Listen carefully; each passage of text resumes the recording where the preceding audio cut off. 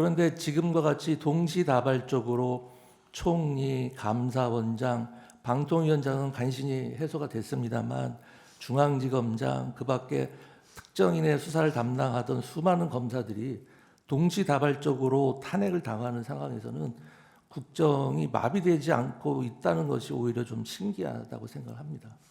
다음으로 증인에 대한 2차 탄핵과 비상계엄에 대해서 질문드리겠습니다. 증인께서는 비상계엄 이후에 두 번째 탄핵 소추되셨죠? 그렇습니다. 그 사유는 무엇이었습니까? 내란에 동조했다는 건데요. 하도 황당해가지고 소추 사연을 읽어보지도 않았습니다. 증인은 사전에 대통령이나 국방장관으로부터 비상계엄에 관한 준비나 필요한 조치를 지시받은 적 있습니까? 전혀 없습니다.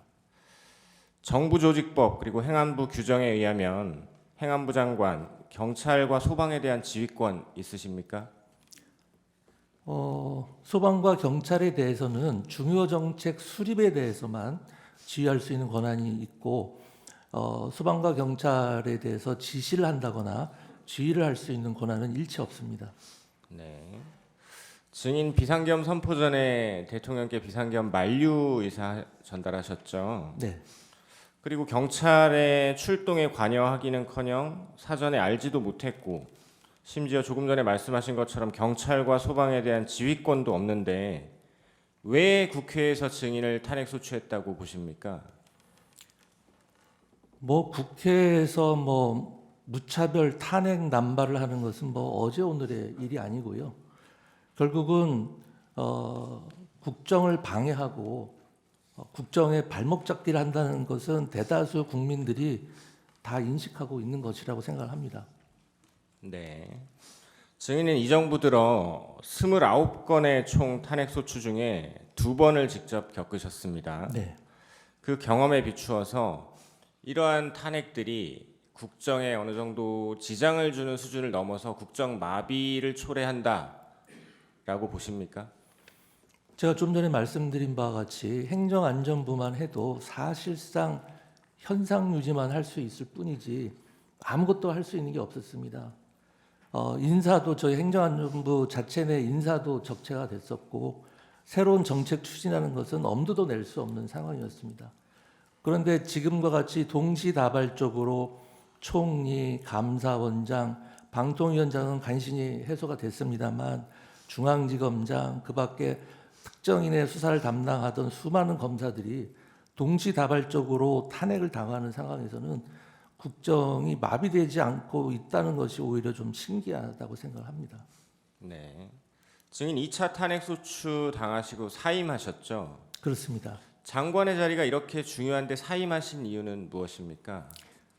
이 탄핵을 보통 당하게 되면 한 6개월, 반년 가까이 직무를 전혀 수행할 수 없게 되는데 제가 1차 탄핵 소추 기간 동안에 행정안전부가 얼마나 많은 기능의 장애가 있었고 고통을 당했는지 그리고 국정에 얼마나 많은 피해를 주고 결국 그 피해가 고스란히 국민들에게 돌아간다는 것을 너무나 잘 알고 있었습니다.